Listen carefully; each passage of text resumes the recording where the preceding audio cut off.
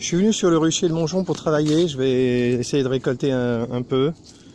Et je fais une observation super rapide avec le téléphone. Donc il n'y a pas de pression sur le rucher, il n'y a pas énormément d'activité des abeilles. Il y a pas mal de frelons captifs dans certaines tentes. Là un seul, là 3. Un crabeau qui vole au-dessus, très gros crabeau, énorme ce crabeau. Wow. Ici il n'y en a qu'un. Par contre sur les 2 dernières tentes il y en a vraiment beaucoup, c'est pour ça que j'ai sorti le téléphone. Donc là on voit qu'il y en a 1, 2, 3, 4, 5, 6, 7. Il y en a 7 dans cette tente là. Et il y en a encore plus dans la tente suivante. Voilà, il y en a vraiment beaucoup. C'est la tente capturante là du jour. On voit qu'il y en a vraiment beaucoup. Compter, je sais pas, je peux pas. 1, 2, 3, 4, 5, 6, 7, 8. Il y en a plus que 10. Il y en a sans problème plus que 10. Entre 10 et 15, c'est quand même, ça fait quand même beaucoup. Hein. D'ailleurs, là il y a une barbe hein, sur cette ruche. Les frelons sont très pressurants. Bon, dans l'ensemble, il n'y a pas de pression. Devant les tentes. Et pas beaucoup d'activité non plus. Là ici, il y a une barbe là. Là, il y a une barbe. Bon, c'est tout. C'est tout pour les frelons. Je vais travailler. Je vais ranger le rucher. Dégager toutes les vieilles ruches qui sont moches, cassées, pas du tout à la bonne taille. Tout ça là je vais le dégager. Il faut que ce soit tout propre ici. Là, ici sur cette tente aussi il y a des frelons. Il y a un frelon captif ici. Ici là, cette ruche par exemple il faut que je la remette d'aplomb. Le toit est pas bien mis. Et même si c'est pas en face du tout, c'est pas bien en face la tente, il y a quand même 3 frelons capturés ici. Et avec un tissu, une seule maille, hein, un seul tissu, je pense que ça suffit. De plus en plus, je suis en train de me convaincre qu'un seul tissu maillé suffit. Si on met 2 tissus maillés, si je donne 2 tissus maillés, il vaudrait mieux que ce soit avec 2 tailles légèrement différentes pour laisser le choix de la maille. Ça serait plus utile. Donc je vais plutôt faire ça. Faut que j'amène des élastiques maintenant que j'en ai pour tenir les tissus maillés. Ce serait mieux. Allez, fin de la vidéo. Je vais me mettre au travail.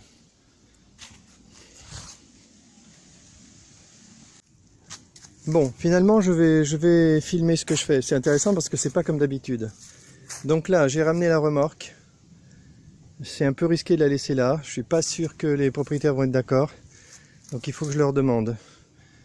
L'idée de la remorque, c'est d'aller chercher un pressoir, peut-être demain en baie de Somme, ou dans le 77, il y a un autre pressoir qui est à restaurer. Celui de la baie de Somme, il est nickel, 150 €, mais la baie de Somme, c'est 3 heures de route aller, et facilement la même chose pour revenir. Donc ça craint un peu, surtout que j'y étais la semaine dernière. Donc là, mon premier objectif, c'est de virer tout ça. Il y a plein de trucs de bois que je dois mettre dans des sacs poubelles pour les emporter. Voilà, j'ai commencé. Là, j'ai mis dans un sac tous les cadres qui sont entiers. Je vais mettre dans un autre sac toutes les barrettes, tous les cadres cassés. Et je mets dans un sac toutes les planchettes de bois jetées. Voilà. Après ça, je vais faire de la fumée. Non mais je suis un vrai apiculteur, hein. J'ai même un enfumoir et tout. Hein. Faut pas croire. Je vais faire de la fumée. Je vais stabiliser cette ruche là. Ça c'est une colonie qui peut être très vive. Je l'aime bien cette colonie. Elle peut être très vive. Le toit est décalé, donc je vais remettre le toit comme il faut en enfumant. Je leur avais piqué du miel, donc cette ruche elle restera là. Ça c'est une ruche que j'aime bien parce que c'est une ruche qui passe les hivers. Je pense que cette ruche, si elle est là, si elle est encore là, c'est parce que la colonie n'est pas morte. Sinon maintenant, toutes les ruches je les mets au fond sur une seule ligne. Une seule ligne là-bas. Je fais plus qu'une seule ligne maintenant et je mettrai max 10 ruches sur ce spot, maximum. Donc je dérive petit à petit vers ça. Mais donc toutes les ruches qui sont ici, les 3 ruches qui sont ici ont passé l'hiver. Sinon je les aurais pas remplacées. J'aurais pas remplacé les colonies. D'ailleurs celles qui ont disparu à gauche, à droite, je les ai virées. Voilà. Donc là un frelon en plus là, c'est pas sympa parce que les frelons attaquent sur le côté. C'est pas très sympa. Il faut que je m'en occupe. Là ici des frelons sont partis. Donc il faut aussi que je commence à observer un petit peu plus le départ des frelons à travers le filet. Ça pourrait m'inspirer. Je pourrais aussi vérifier mon dogme, à savoir que les frelons partent sans abeilles. Il faut le vérifier aussi. Hein. Il faut le vérifier. Bon, s'il y en a un de temps en temps qui traverse, bon, on voit par exemple que celui-là n'y arrive pas. On voit qu'il vole, il marche, il n'arrive pas à traverser. Donc de temps en temps, certains y arrivent. Ben, c'est probablement, je pense que c'est marginal, mais ça serait bien quand même de jeter un coup d'œil. Bon, j'avais dit que je laissais tomber les tentes. Donc maintenant, je fais une pause et je vais continuer de ranger là-bas. Et je montrerai de temps en temps quand je change de sujet. Allez, pause. Alors ce rucher il est très pratique parce qu'il y a des sapins derrière. Donc quand on a des pommes de pin sèches, c'est vraiment, ça va quoi. C'est pas trop dur.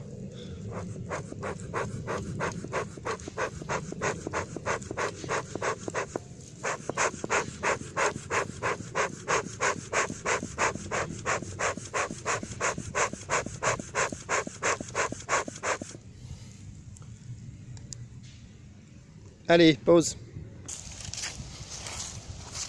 Bon, bien sûr, pas de chasse abeilles, ça serait trop facile. Donc là, je me suis contenté de piquer 3 cadres dans cette ruche là. J'ai piqué 3 cadres, je les ai mis dans le sac. Je remplacerai par des cadres vides, construits. Et voilà, la dîme est prise sur cette ruche. 3 cadres, ça m'ira très bien. Là, mon but en fait, c'est de donner du miel à tous les voisins de cette propriété. C'est une association qui gère ce parc privé, on peut dire. Et il faut bien que je leur donne du miel pour les remercier de me laisser l'utiliser comme rucher. Donc là, je récupère quelques cadres pour donner à chaque voisin un pot de miel, même si c'est symbolique. Je pense que ça leur fait plaisir quand même. Allez, cette fois, je vais faire une pause et je vais changer d'activité. Ça, c'est l'activité que j'aime pas faire parce qu'en plus, je m'y prends mal. J'ai pas de chasse abeilles, j'ai pas eu le temps d'en acheter et je fais toujours les trucs sans avoir le temps. Du coup, c'est pas très clean. J'ai pas trop filmé l'enfumage de la ruche parce que je pense que je me serais fait incendier par Béopolis et le reste d'internet, le reste de l'internet apicole. Mais c'est pas grave, c'est la vie. Donc là, j'ai piqué mes 3 cadres, je vais refermer, je vais remettre des cadres. Et pour cette ruche, j'arrête de l'embêter. Voilà. Donc il faut que j'aille piquer du miel un peu à d'autres ruches où je pense que c'est possible. Et ça sera bon, j'aurai fait mon devoir par rapport aux récoltes. Donc là, maintenant, je vais passer à autre chose. Là, on voit que c'est bien ce que j'ai fait là. J'ai refermé le toit. Toutes les abeilles les butineuses sont pas très contentes parce qu'elles ne peuvent plus rentrer. Donc elles vont passer certainement pas par la porte. Alors si les apiculteurs pensent que les abeilles aiment passer par les planches d'envol, bah ils se trompent. Hein. Ça n'arrive jamais. Les abeilles ne passent jamais par la planche d'envol quand elles peuvent l'éviter, hein, c'est sûr. Donc là, comme c'est une ruche avec des fissures partout, elles vont finir par passer par un autre endroit. Mais c'est pas grave, je viendrai avec du scotch pour de la ficelle pour boucher les fissures et remettre un petit peu d'ordre dans cette ruche. Là, moi, l'avantage que j'ai à les faire passer par la porte, c'est que comme ça, les frelons viennent devant et se font capturer. Donc là, on voit que c'est la cata, il y a beaucoup d'abeilles en haut. Bah, d'ailleurs, on peut voir comment elles traversent. Hein. Là, c'est un peu la panique. Hein. Beaucoup trop d'abeilles en haut. Et on voit qu'elles traversent hein, malgré tout. Mais elles volent toujours un peu. Hein, pour Damien, qui s'inquiétait que ces abeilles volaient. Non, mais c'est normal, elles n'ont pas le choix. Hein. Les abeilles, c'est comme les frelons, elles n'aiment pas se poser. Donc elles vont essayer de traverser en volant. Et il leur faut un certain temps pour s'apercevoir qu'elles ne peuvent pas, qu'il faut se poser. Donc elles finissent par le faire. Allez, je pense que là, je vais retirer le tissu maillé pour les laisser sortir plus facilement. Voilà. C'est bon, je les ai libérés. Je reviendrai tout à l'heure pour remettre le filet maillé. Donc maintenant, je vais reprendre ma tâche de rangement. Ici, là. Allez, c'est parti, pause. Alors, qu'est-ce que j'ai fait? Je suis allé par là-bas, je sais pas pourquoi. Ah oui, je sais plus. Là, j'ai ouvert cette ruche que Michael m'a fait faire remarquer qu'il fallait que je protège la ruche parce qu'il y avait des frelons qui rentraient. Et je m'étais dit qu'il y avait de bonnes chances que la colonie soit foutue pour qu'elle ne garde plus la porte. Et c'était le cas. J'ai ouvert, il y avait un tapis d'abeilles mortes sur le plancher grillagé avec en plus la reine en plein milieu. Tout le monde mort. Donc j'ai retiré la ruche en bordel là. J'ai retiré la tente. Et derrière, j'ai un autre problème à résoudre. C'est que je veux plus de ruche derrière parce que ça monte un petit peu et c'est pas droit, c'est chiant. Donc c'est terminé. Maintenant, il n'y aura plus qu'une seule ligne. Donc on m'a dit que je pouvais déplacer les ruches d'1 mètre. Donc je vais prendre cette ruche, je vais la mettre 1 mètre devant. À peu près 1 mètre. Là, il y a un peu trop. Je vais mettre un peu moins. Et voilà, donc je vais résoudre ces deux problèmes. Je vais boucher ici parce qu'il n'y a plus de ruches et je vais déplacer cette colonie. Ça, c'est la colonie très agressive que Damien ne pouvait pas garder. Donc en fait, elle est très calme. Je pensais qu'elle était foutue, mais en fait, je pense que non. Si on ouvre, là, on voit qu'elles sont là, les abeilles. Bonjour les petites abeilles. On voit qu'il y a des abeilles là-dedans.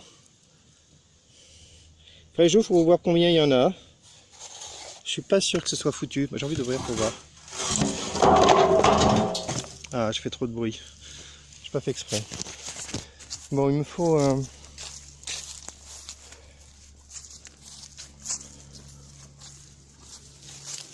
un lève-cadre.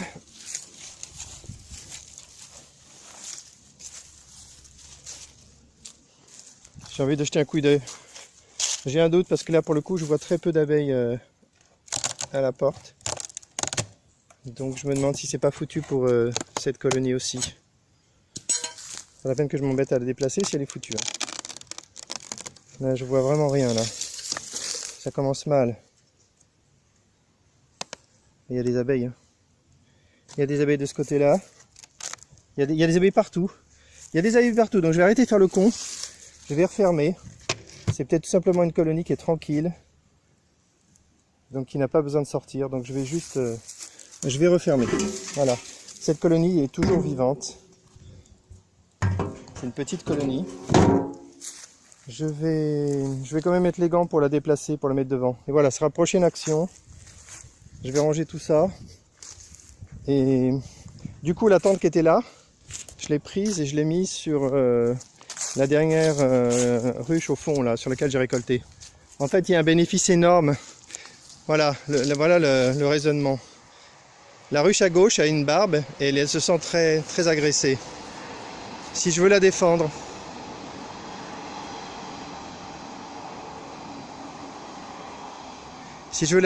la bonne idée, c'est de mettre une tente sur la ruche d'à côté. Et je suis certain que ça va suffire. Les frelons viennent à cause de la ruche qui est à côté. Là, en protégeant les deux ruches, je vais certainement mettre fin à cette barbe. Presque sûr. Donc je tente le coup. En fait, je pense qu'il faut mettre une tente sur chaque ruche. Donc là, ce sera presque le cas. Ben là, voilà.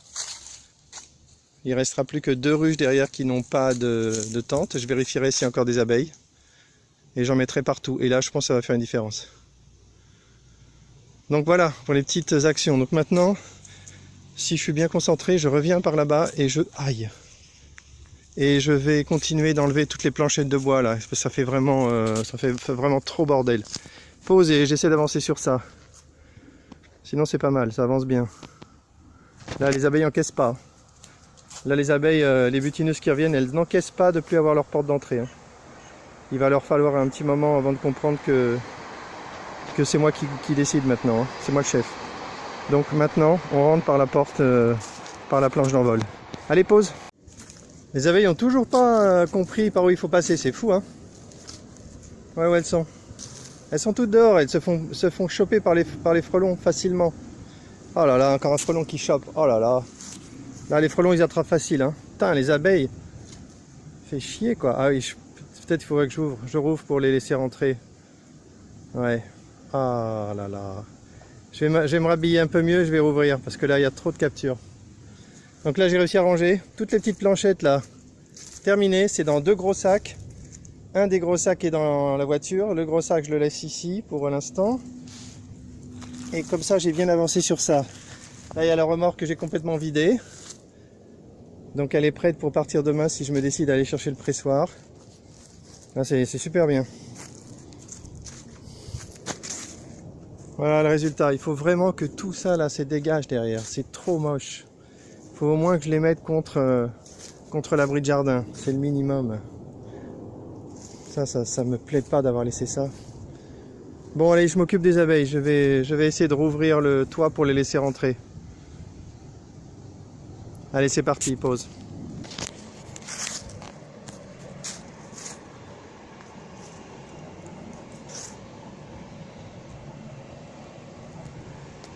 Allez, dernière séquence, j'ai terminé. J'ai rangé toutes mes affaires. Là, c'est super, j'ai bien avancé. Hein. Là, j'ai fait un truc important. Il faut vraiment que je dégage toutes les vieilles ruches pourries cassées qui prennent plein de place que j'utiliserai plus. Et j'en ai encore plein à faire. Bon, allez.